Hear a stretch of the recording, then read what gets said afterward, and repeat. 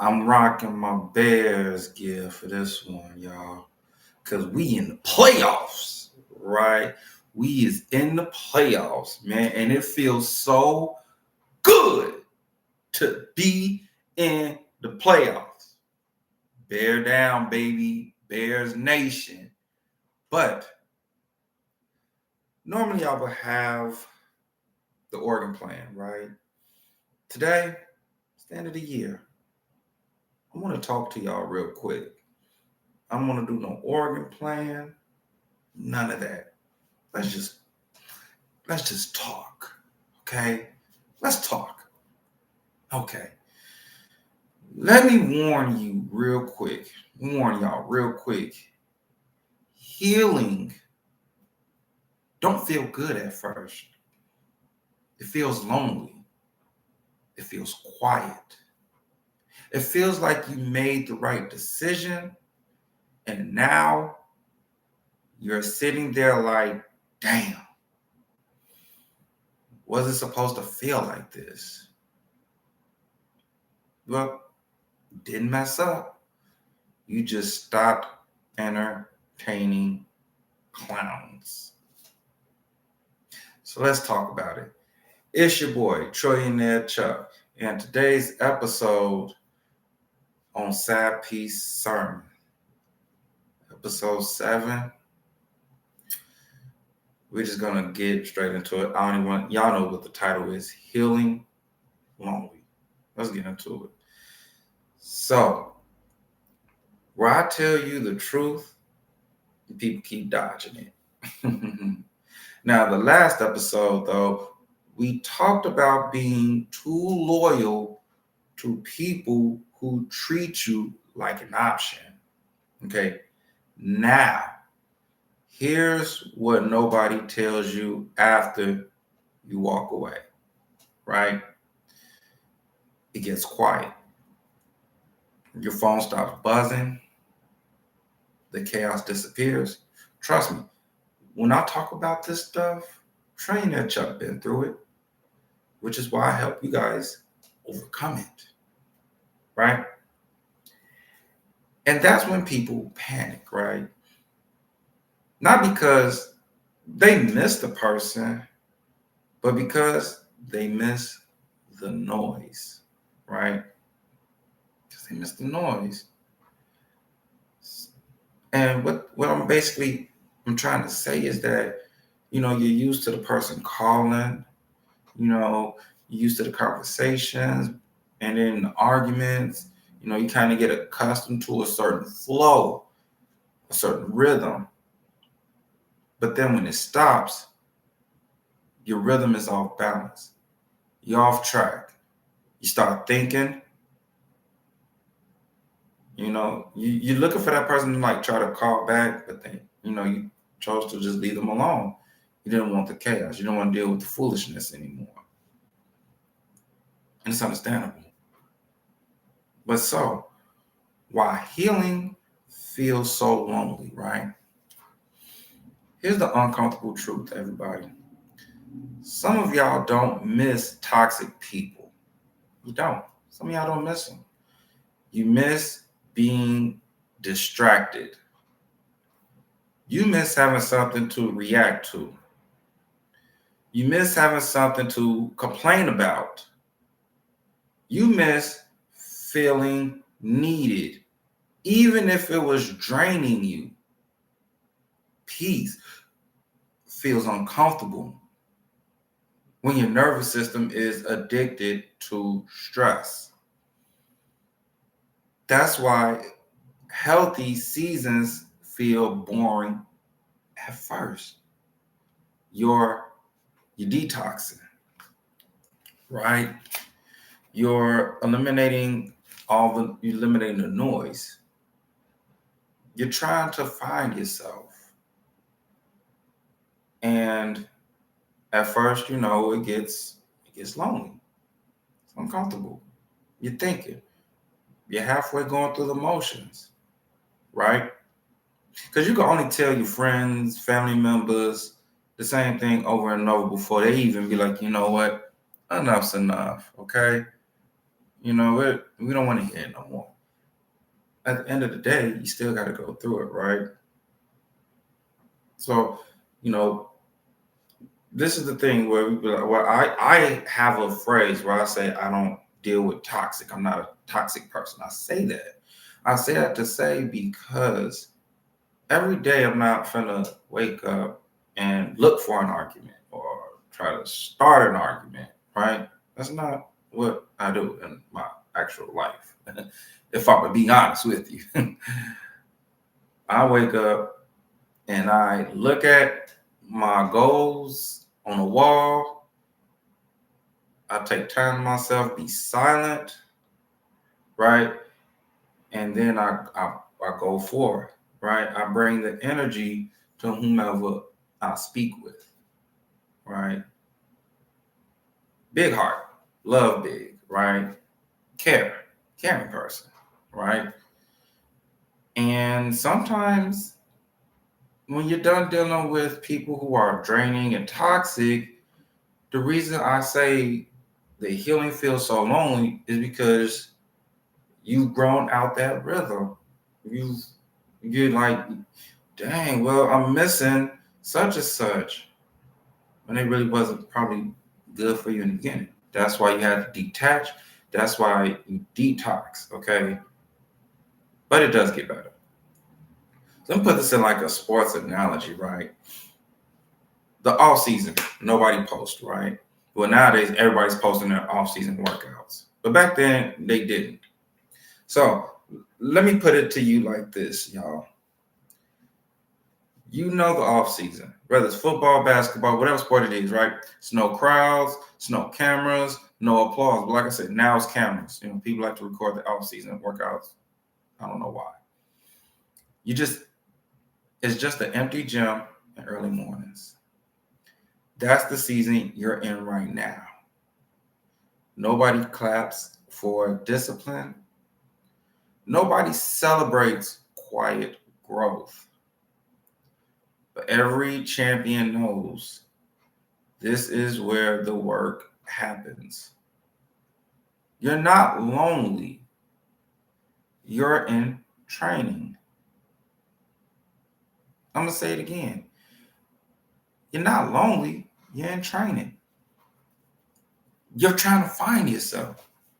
You're trying to reestablish, like you're setting your boundaries. That's what I meant to say. You're setting your boundaries. You are figuring out what you can tolerate and what you cannot tolerate. Now, some of you all, you overanalyze, you're looking over things, you're trying to figure out where stuff went wrong, right?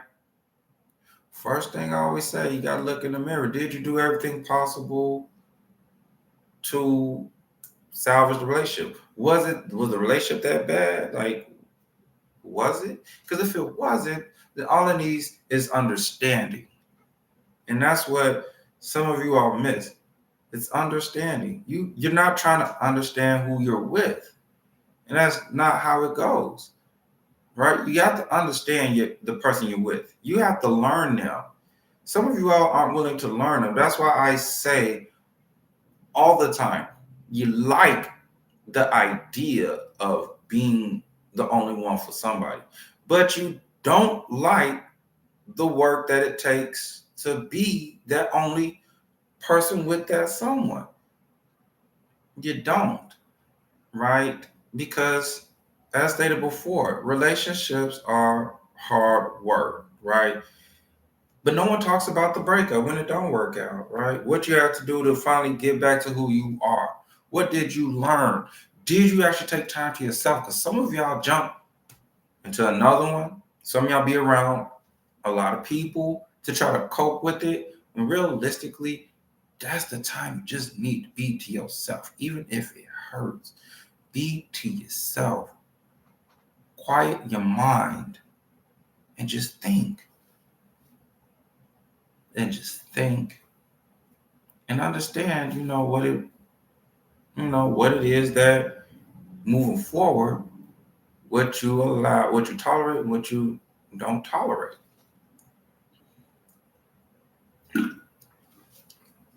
And so let's talk about the 5 truths about healing alone.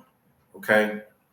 1, loneliness doesn't mean you made the wrong choice. It means you stopped over giving. We have a tendency to give more than we're receiving. I believe in this, ladies and gentlemen. You get what's reciprocated to you. If all you want to do is argue about little things, that's what you get in return. If you show support, energy, and love, that's what you get in return. Let me be honest with you. Some of y'all got to be real with yourselves, because some of y'all ain't doing. It's like not even trying to give. You're just trying to take from your partner, and it's not right from your partner. It drains your partner. It drains them to the point where they're like, you know what? Can't do it. I don't have nothing else to give. And that happens. It's on the relationship is like at that teeter where it's like, yeah, it's about to collapse. Number 2, silence exposes who you really are without distractions, right? That's why it's uncomfortable. Because when you're by yourself, there's no one around, no one to talk to anymore because they don't want to hear the bullshit that you're saying. That's when it gets uncomfortable. Silence says a lot. Sometimes even in a heated argument, being silent is saying something without words even having to come out. Here's the third one. You're giving an old version, you're grieving an old version of yourself.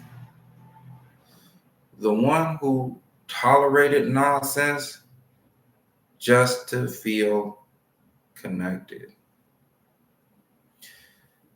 If the connection is causing more damage than helping, you may have to get the scissors and cut the connection off. And it's not easy. I'll be the first to tell you, it's never easy when you cut somebody off.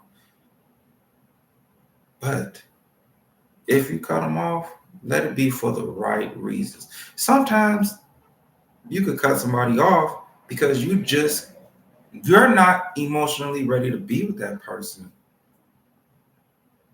Maybe you're holding that person up from being with who they really need to be with.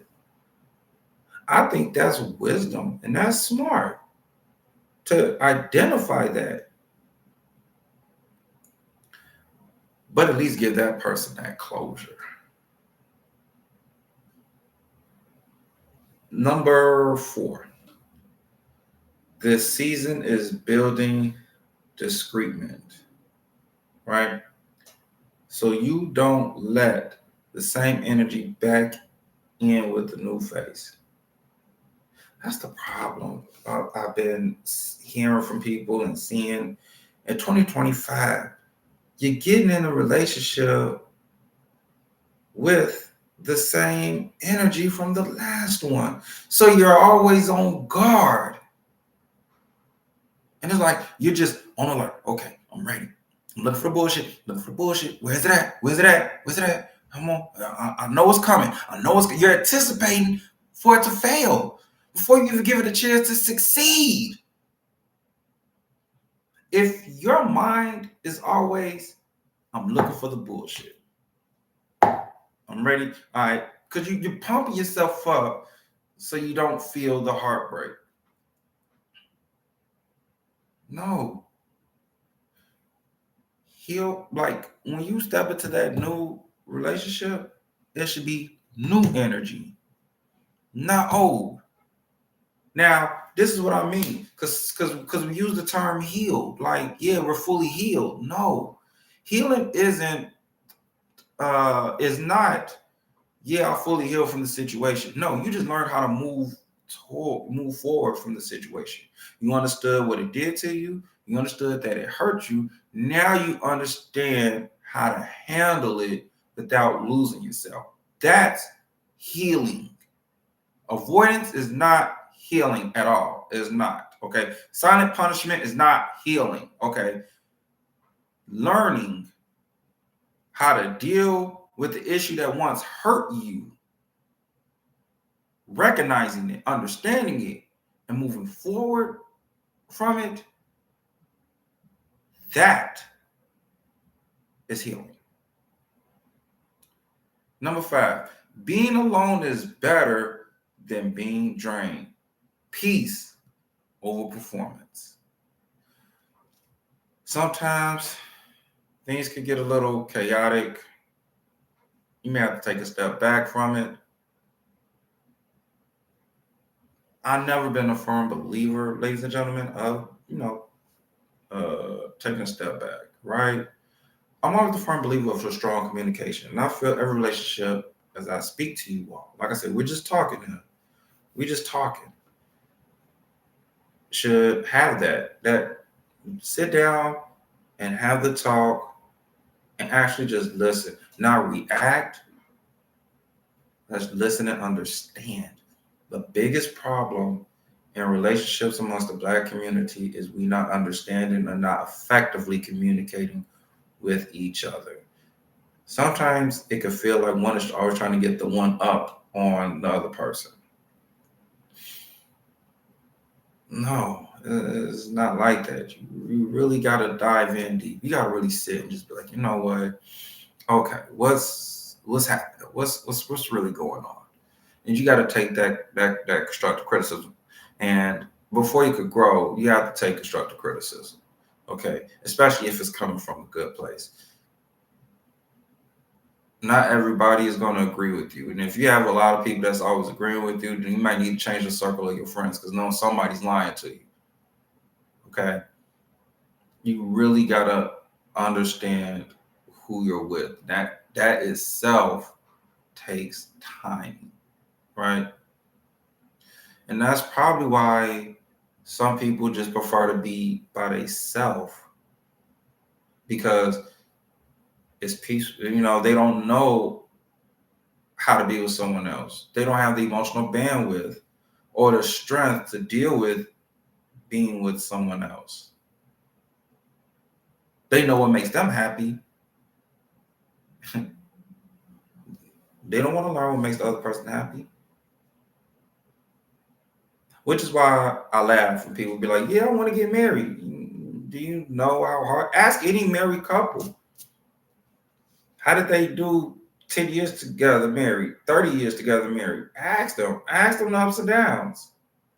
Because obviously I try to give you all the game by telling you what can help it be successful, right? Some of y'all choose to listen, some of y'all, push it to the side. But always peace. You should be at peace. But you can never be at peace if you're still carrying a lot of baggage. And that baggage gets heavy. You know the saying? Sometimes it's better to just let go of the old baggage. Take a risk. Take a risk with being with the person, that you're with.